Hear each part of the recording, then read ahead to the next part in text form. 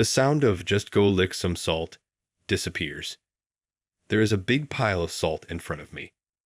How did this happen? What is this about specifically? Alex clicks his tongue lightly as I ask, looking at the salt. Stop talking. I never authorized you to talk. The other workers around us burst out laughing as I freeze, unable to speak, and the laughter spreads around the room. I recognized this as harassment right away. I had heard about Alex, the head of this department. The rumors say he graduated at the top of his class from one of the most prestigious universities. Now he's the head of the 8th Division at the main office, and at 59 is set to retire next year. He doesn't look his age, exuding such an overwhelming aura that I couldn't say a word. All I could do was stare at the mountain of salt in front of me. My name is Mark. I turned 50 this year. Here, I'm faced with a big decision: the main office. Sitting in the courtyard of a regional hospital, I mumbled to myself. The person on the phone had congratulated me, calling it a big promotion. Born and raised in the countryside, I spent 5 years at a technical school and 2 more years in an advanced program before joining a major company's branch office at 22. I steadily built up my achievements, climbing the ladder to some degree. But now, I was being asked if I'd consider working at the main office. I wasn't particularly interested. I have a loving wife, and our only daughter had just graduated high school and started her first year as a working adult. I don't want much. I only hope to live a peaceful life with my wife. If I move to the main office, I can't commute from here. It would mean living apart from my family or bringing my wife along. But my wife is currently battling an illness and finds it hard to go out. Of course, in Tokyo, where the main office is, there are plenty of hospitals and doctors. I could easily get a referral to someone who could care for her. Still, moving and transferring hospitals would place a heavy burden on her. When I returned to the hospital room after the call, I saw my wife staring at the curtain fluttering in the wind, probably listening to music through her earphones. My face must have been a mess with all my difficult thoughts because she smiled at me with her usual radiant expression and said, "Chase your dreams." I hadn't said a word yet, but of course, after more than 20 years together, she already knew. I smiled awkwardly, my eyebrows furrowing into a shape of helplessness. I decided to enter this industry back in my 3rd year of technical school. Back then, I had been torn between dropping out to go to university or entering the workforce. I couldn't see any possibilities for my future. I had chosen technical school over a regular high school simply because of its strong job placement rates, a decision I regretted. But in the final hour, I met someone who changed my perspective. That encounter motivated me to push through for 2 more years and finish the advanced program. Yeah, I guess I was lucky to fit so well into the ed industry and make it this far. Do you think I gave up on success for you? Well, that's not true. It's half right and half wrong. I might seem like a man without ambition now, but when I was younger, I burned with a desire to climb the ladder and earn a position at the main office. But when I married my wife and our daughter was born, I began to value long-term stability over career advancement. A life surrounded by convenient things in Tokyo would be nice, sure, but I wanted my daughter to grow up in a natural environment and enjoy a real childhood.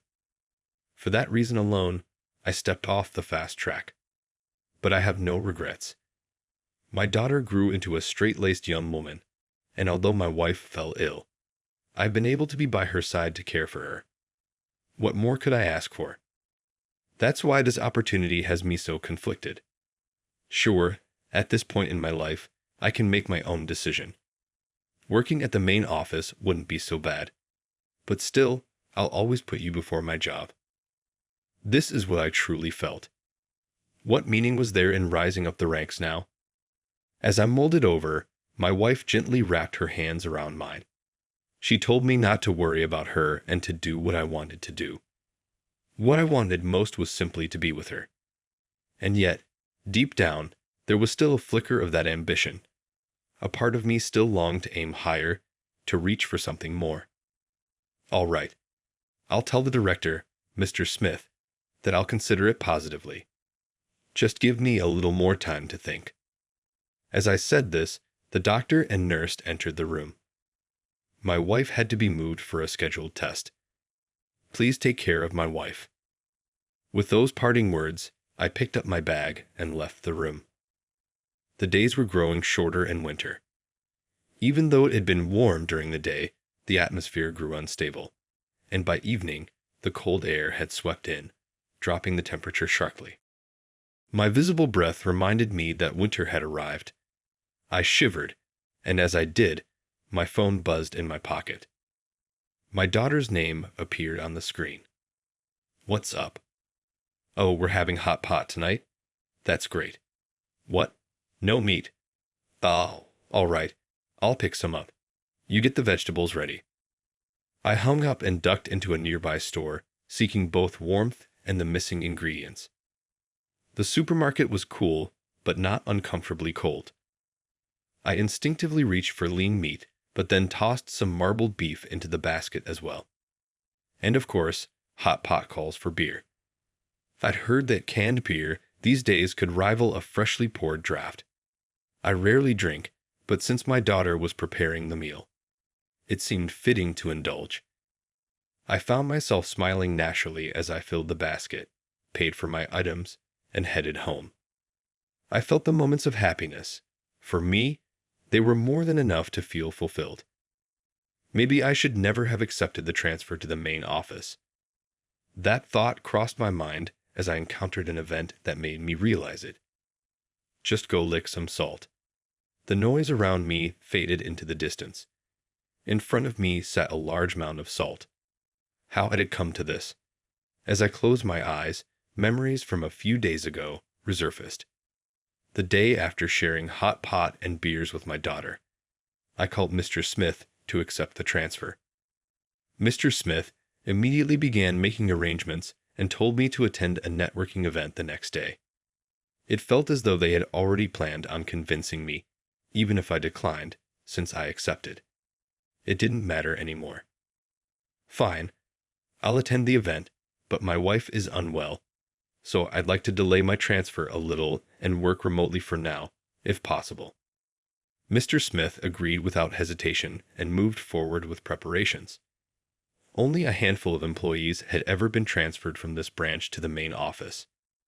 Mr. Smith knew that I had once chosen to stay here rather than pursue promotions. That's likely why he was so determined for me to accept this opportunity. There was nothing particularly bad about the offer. If not for my wife's illness, I probably would have accepted without hesitation. And so, things progressed quickly, and before I knew it, the day of the networking event had arrived. Just before the event, I came face to face with someone. It was Alex, the man who placed a mound of salt in front of me and told me to lick it. "So, you're Mark, the guy transferring here from the branch. I've told him I don't need subordinates. What's the deal with this?" "Listen up. I don't need you. Don't show up to the networking event. Got it?" He had warned me, but pulling out at the last minute would have caused more problems than it solved. I didn't give it much thought and attended anyway. And this is where it got me. What exactly is this about? As I stared at the salt mound in front of me and asked, Alex clicked his tongue softly. "Shut up. I never said you could speak." I froze, unable to utter another word. The employees around us burst into laughter, the room erupting into a chorus of mockery. I knew immediately that this was harassment. I had heard about Alex before. Rumor had it he graduated at the top of his class from a prestigious university. Everyone knew he's now the head of the 8th Division at the main office and, at 59, is set to retire next year. The sheer authority he exuded was enough to make me shrink in silence, unable to do anything but stare at the ridiculous pile of salt. After a moment, Alex let out a heavy sigh. "See, I warned you. You brought this on yourself. There's an open seat over there. Go sit there. Stay out of my sight." When I followed his pointed finger, I noticed a single empty seat across the room. For a moment, I thought I saw some of the employees, those who had just been laughing at me, glare sharply at Alex. Maybe it was my imagination. Deciding it would be pointless to escalate the situation, I quietly moved to the other seat. The rest of the networking event proceeded without further incident, and it ended without much more fuss. On my way out, I stopped at a convenience store near the venue to grab some stomach medicine. That's when I overheard a conversation coming from a dimly lit smoking area nearby. I hadn't intended to eavesdrop, but the voices carried. Man, I didn't think he'd actually say something like that. Acting all high and mighty just because he got promoted from a branch office. Did you see his face when he saw that mound of salt? Priceless. It was one of the employees who had mocked me earlier, and the person he was speaking to was Alex. Don't get carried away, the other man said. From their tone, it became clear that Alex and this man were working together. Or so it seemed at first. Maybe they were old friends or colleagues of the same rank. I was ready to leave, frustrated by their petty conversation, when suddenly the atmosphere turned tense. Don't get carried away. You were enjoying it too. The mood suddenly turned tense. If Alex had been the ringleader of the salt incident, they wouldn't be having this argument now. If anything, they'd be laughing about it together. Instead, it seemed like the employee was the only one enjoying the situation. Alex, unfazed, spoke in his usual disinterested tone. If you have time to pull childish stunts like that, you should have spent it on something useful. I only covered for you. Normally, I wouldn't have bothered, but I had to intervene because I knew about it in advance. What was he talking about? Covered for him. Knew about it? Left unchecked. I started listening to them in the middle of the conversation and had no idea what they were talking about. Whatever had happened, it wasn't as simple as him scheming to humiliate me. Fine. I thought you were on the same page as me, but clearly, I was wrong. You're always acting so smug, so of it all. It's infuriating. With that, the male employee stubbed out his cigarette in the ashtray and turned sharply on his heel as he exited the smoking area. His eyes landed on me, and his expression darkened even further, twisting into something even more hostile. Eavesdropping, huh? What a classy hobby. A nobody like you doesn't deserve to be promoted to the main office. I won't accept it. With that, he bumped his shoulder into mine as he passed and stormed off. Having apparently heard the conversation, Alex also emerged from the smoking area. The faint smell of cigarette smoke lingered on him, but it didn't come through in his breath as if he hadn't been smoking himself. I told you, didn't I? There's no point in attending these networking events. The main office is far uglier than you realize, filled with more petty rivalries than you can imagine. I heard you'll be working under me, but staying at the branch office and working remotely. Retire there. I don't want to see you here. With those parting words, Alex walked off in the opposite direction, disappearing into the night. The next day, why are you here? Alex didn't bother to hide his irritation as I stood before him, unbothered by the dark aura surrounding him. Well, actually, I couldn't get a flight home, so I'll be working here today. The executive director also asked me to accompany you to your business meeting. I look forward to working with you. As Alex stepped left to get past me, I mirrored his movement. He stepped right, I stepped right. It was like a comedy skit. After a few more rounds of this, Alex finally let out an exasperated sigh. Even if I told you not to come, you wouldn't disobey a directive from the executive director. I hear you held a manager role at the age of 50 back at the branch. If that's the case, you should already understand how to handle yourself. You may have turned your back on further promotions and settled at that level, but you still know how to act. Don't do anything unnecessary. Understood. That's the condition for letting you tag along. I understand. Realizing I wouldn't back down, no matter what he said, Alex let out yet another heavy sigh, one of many that day. We got into the company car. When I slid into the driver's seat without hesitation, he blinked in surprise. What was so shocking about this? Something wrong. Alex shook his head slightly. No, it's just I usually travel alone, so I'm never in the passenger seat. It feels odd, that's all. Once I confirmed he had buckled his seatbelt, I slowly started the car. As expected of Tokyo, the roads were complex, and the sheer number of lanes had me flustered.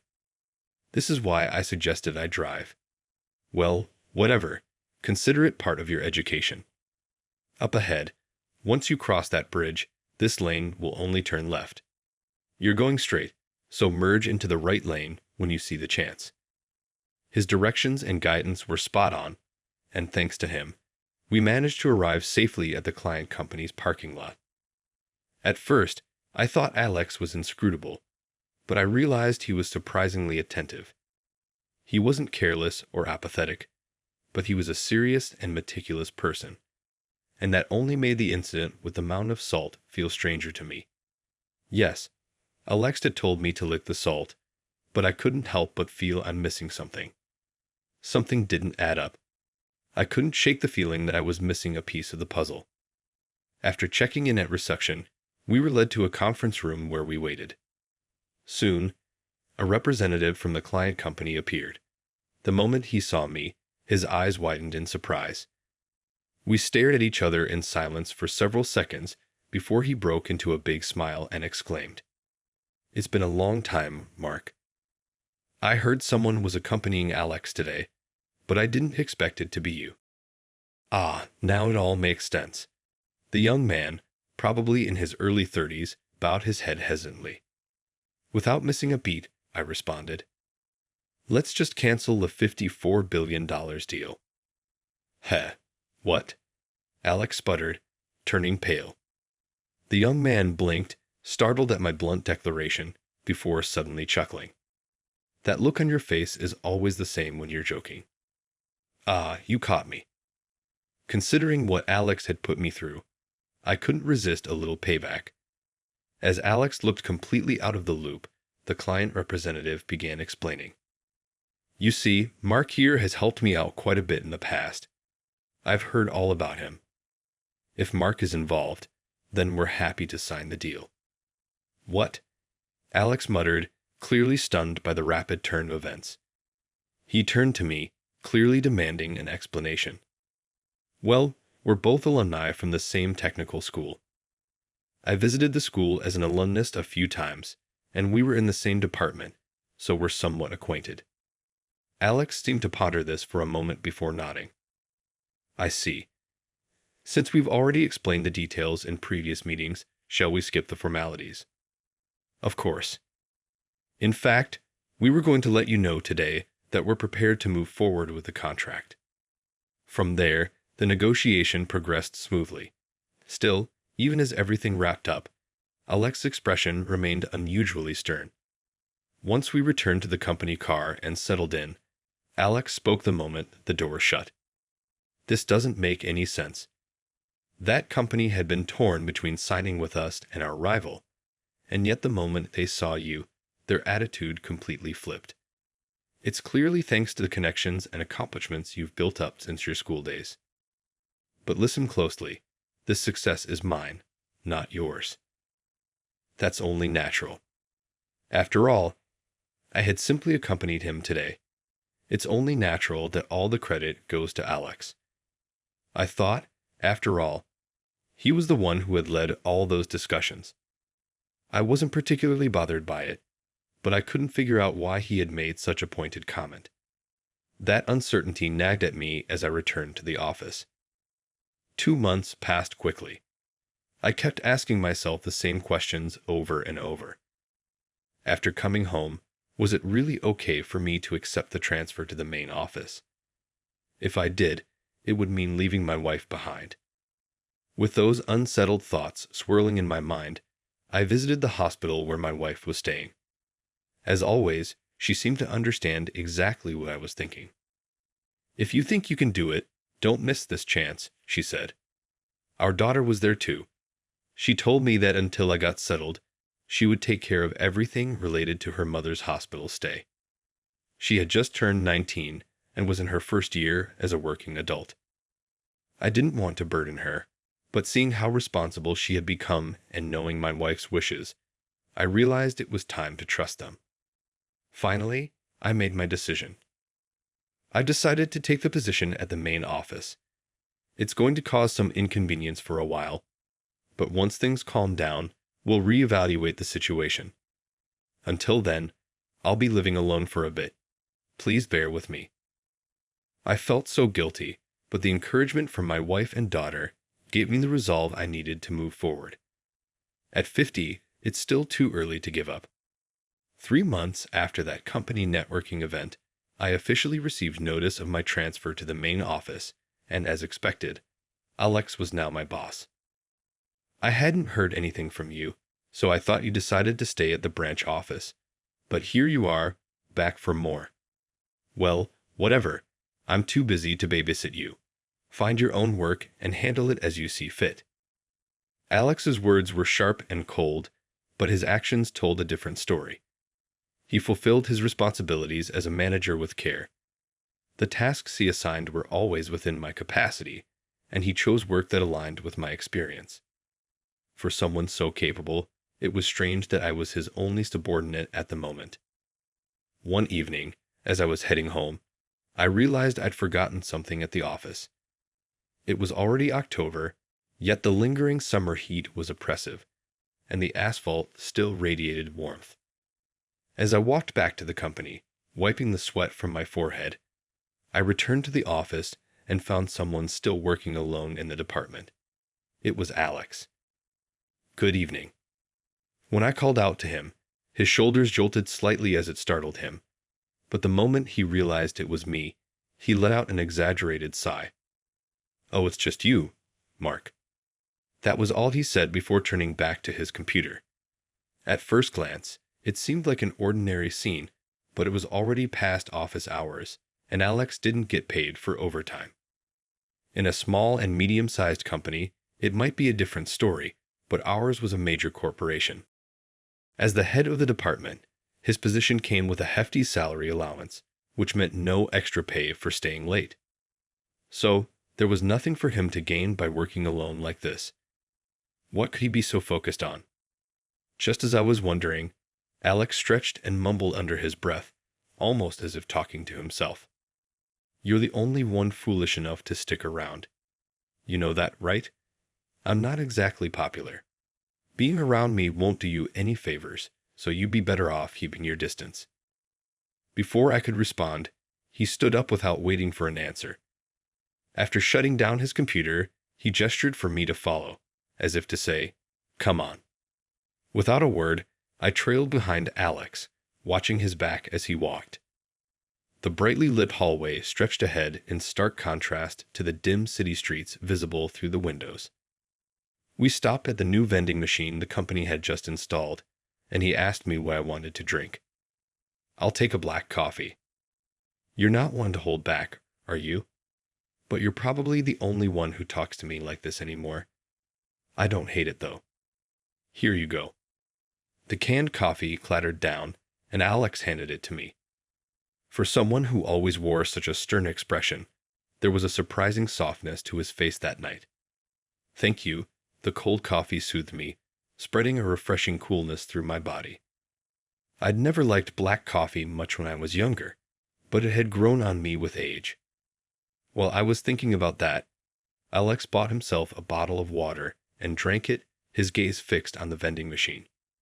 And then, as if continuing our earlier conversation, he quietly murmured, almost to himself, "You won't believe this, but everyone who works under me ends up failing. I'm not superstitious, but sometimes I wonder if I'm cursed. Maybe I should go get a purification ritual or something." Caught off guard by his unexpected comment, I froze, unsure of how to respond. Unbothered by my reaction, Alex continued speaking. "It wasn't always like this, you know. Back then, I had good subordinates, so good you wouldn't believe it looking at me now. But eventually, all of them drifted away, triggered by something or another. Most of them now work at regional branches or small offices because of me. They were pushed off the fast track. That's why I'm certain you'll break at some point too. A self-deprecating smile crossed his face. What exactly had he gone through to reach his current position? Competition for promotions exists in the branch offices as well, but it's nothing compared to what happens at the main office. I recalled something Alex had said to me not long ago. The main office is a place overflowing with darker, more toxic emotions than you can imagine. He must have fought and clawed his way through that murky, cutthroat environment, believing in his path and pushing forward until he finally reached the position of division head. But at the same time, I couldn't help but feel that he had lost a great deal along the way. Isn't that just how promotions work, though? When someone moves up, someone else inevitably gets left behind. You earned this position because you deserved it, isn't that right? But Alex shook his head, denying my words. Did I do things that earned me resentment? Yeah, probably. To get this far, I had to outmaneuver my peers and win. That's the truth. But you're different from me.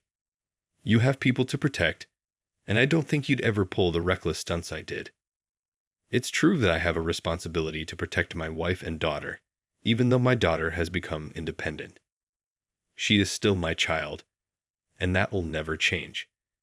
That was exactly why Alex feared having me work under him.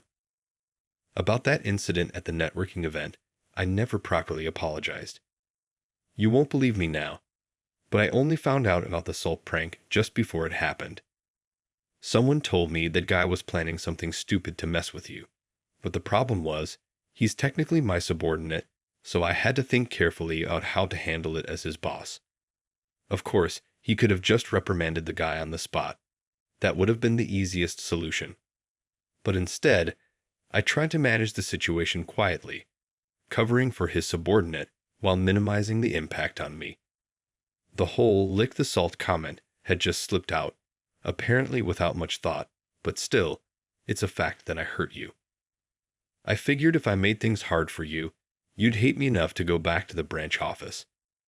I was trying to keep my distance from you, but here you are, stubbornly sticking around. Surprisingly, he smiled. Not his usual sharp, cynical grin, but something softer. That's ridiculous, I said, half joking. Alex let out a quiet laugh. I think so too. After a brief silence, he sighed and finally explained why he'd been working late.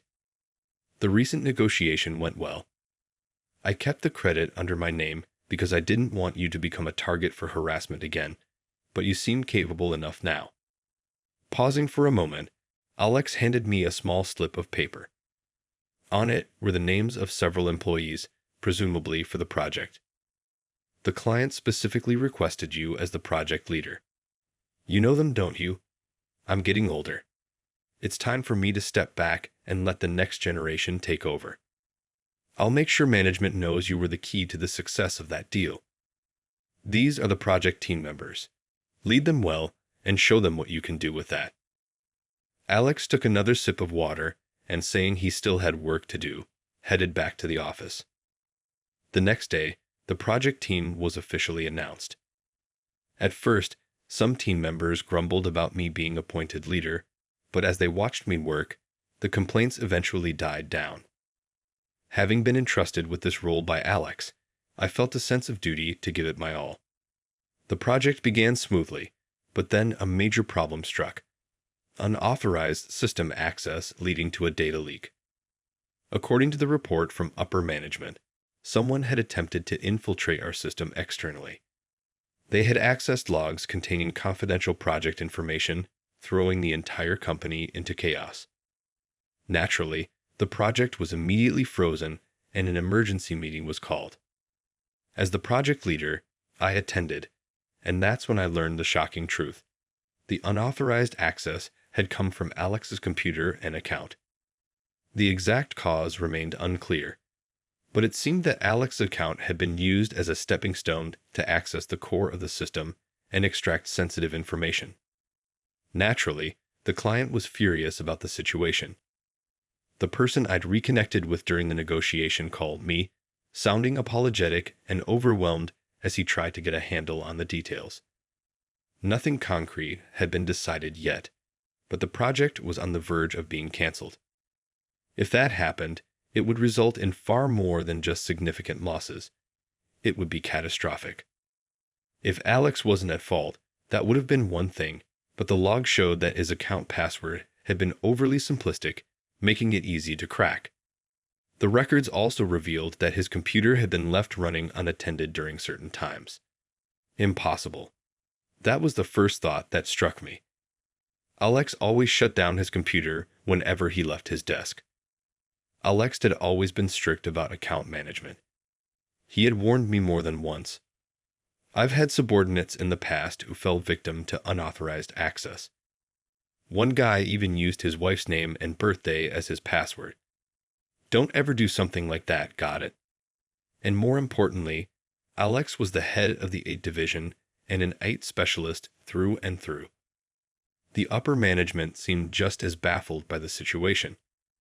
They couldn't believe Alex would make such an amateur mistake. But with the logs pointing to his account, there was no way for Alex to escape disciplinary action. Even in this crisis, Alex remained calm. See what I mean? Anyone under me never ends up well. Up until now, it's always been my subordinates who got into trouble. I guess it's finally my turn.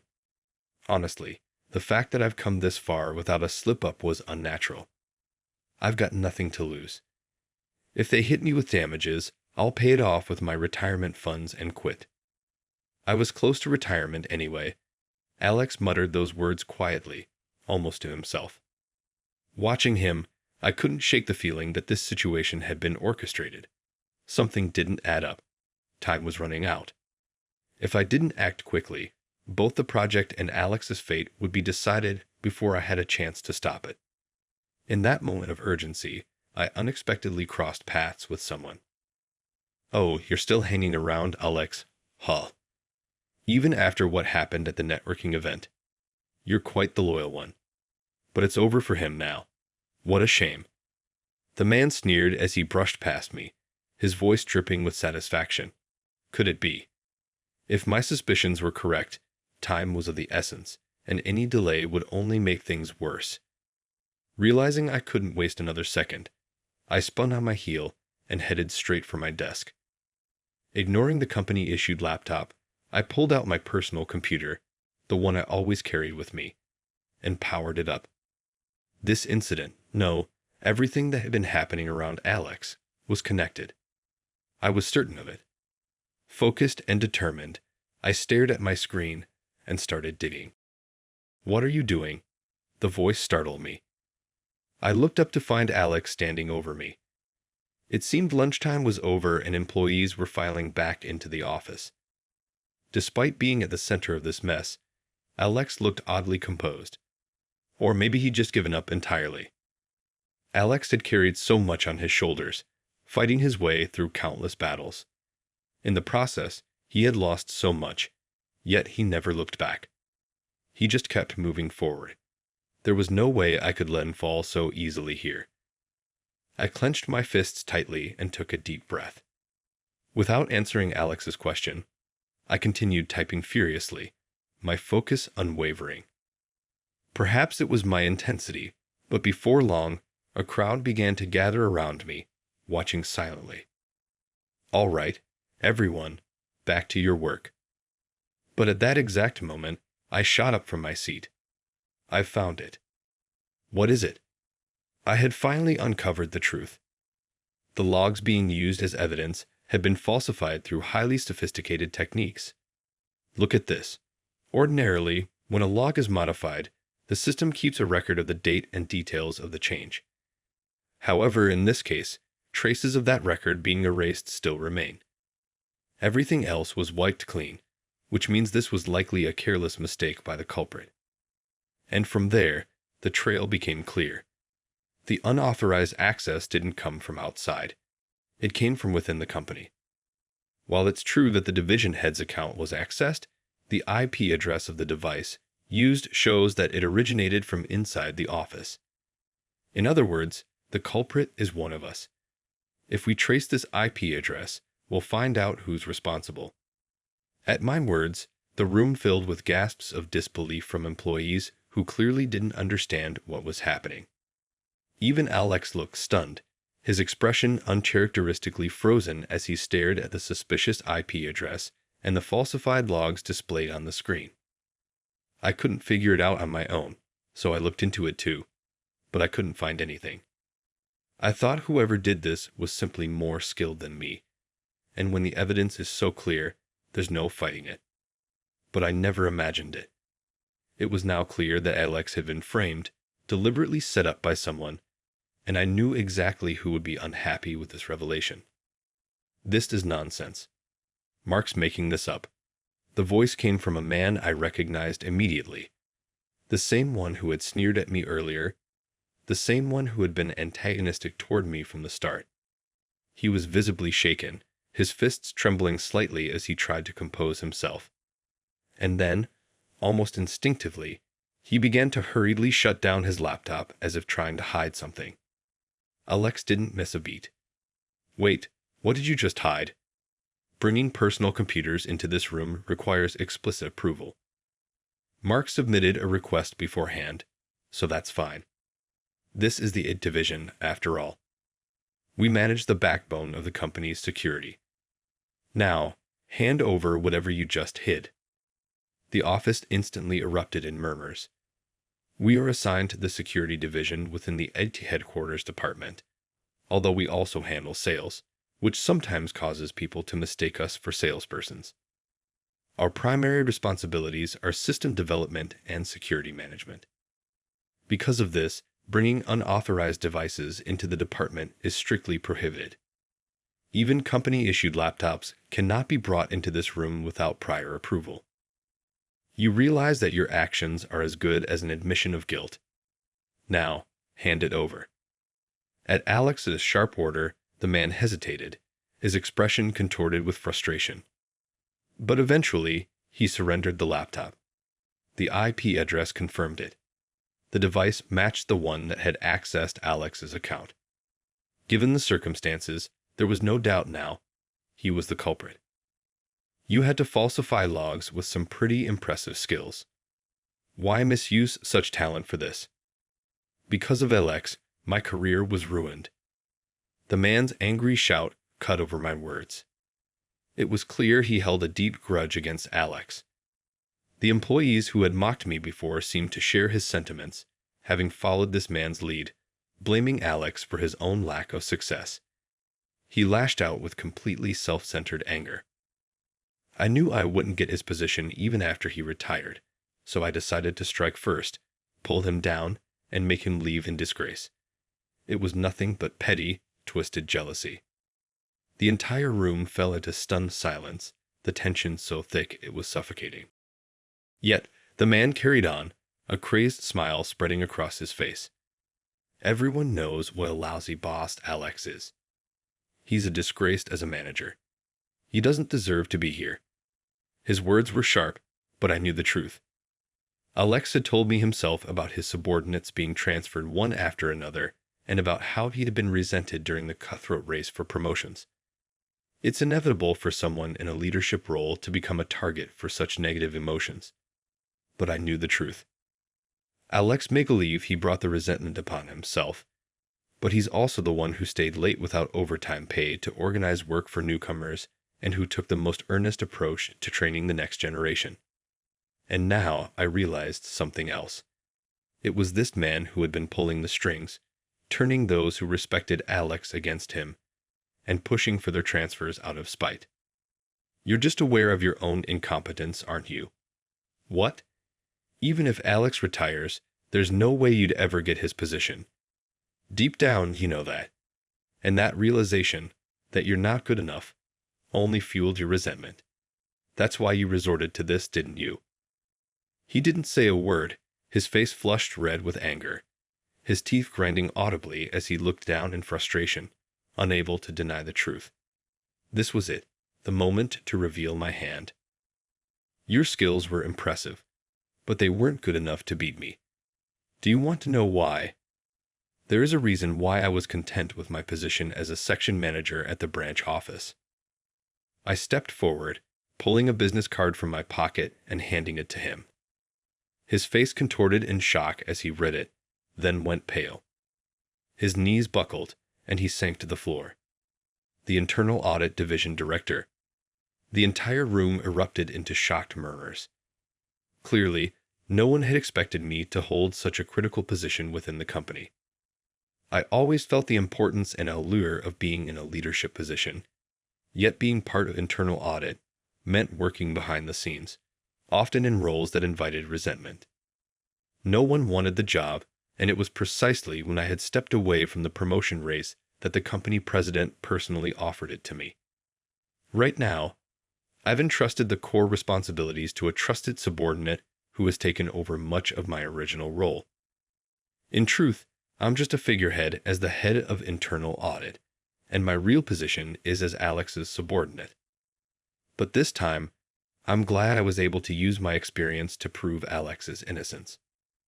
At that moment, the culprit slumped to the floor, defeated. Before long, word reached the president and executives, and the offending employee was taken away. It was officially announced that there had been no data leak, only unauthorized access and falsified logs orchestrated to frame Alex. A few months passed. The project resumed without issue and was now performing well, steadily increasing sales. During that time, I delivered a message to Alex from several people. They were grateful to you, you know. Back when they were backed into a corner, you were the only one who relentlessly defended their innocence to upper management. They didn't want to be a burden to you, so they chose to step aside on their own. In the end, moving to regional offices gave them peace of mind. Some got married, others had children, and none of them regret their decision. As for the transfers of Alex's subordinates, it turned out that the same man had been behind it, jealous of Alex for having loyal and talented team members while he had none. He schemed to drive them away out of spite. Once the facts were revealed, the company issued an apology to the employees who had been wrongfully transferred. They were even offered positions back at the main office, but they all declined.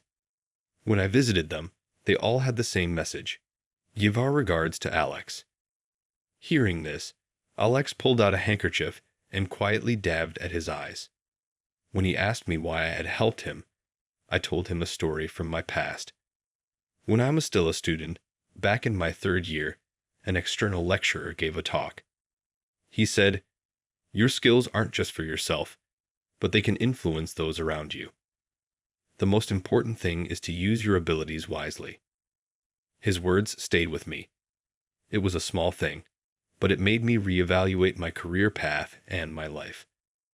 That lecturer had been an aita specialist and an excellent salesperson. At the time, I was thinking of leaving my information engineering program. But at the end of his talk, he said, "The first step to success is finding what you're good at and developing it." I couldn't forget those words, so I stuck with security as my specialty and ended up where I am today. When I was done, I grinned, and Alex gave me a startled look. "I had no doubts about you. You still have the same expression in your eyes as you did then." I was correct to believe that there must be more to this situation. The individual who shaped my life's course both then and today hasn't altered in the least. Alex scratched his nose in embarrassment at that. Alex retired shortly after, departing the organization with sincere remorse from his colleagues. He now enjoys a quiet and well-earned retirement by spending time with his former subordinates and reestablishing contact with them. Maybe it's time for me to begin a new chapter in my life as well. After everything was said and done, my wife's condition was ultimately cured, and my daughter's new baby brought us all fresh happiness. Finally, I am now a grandfather.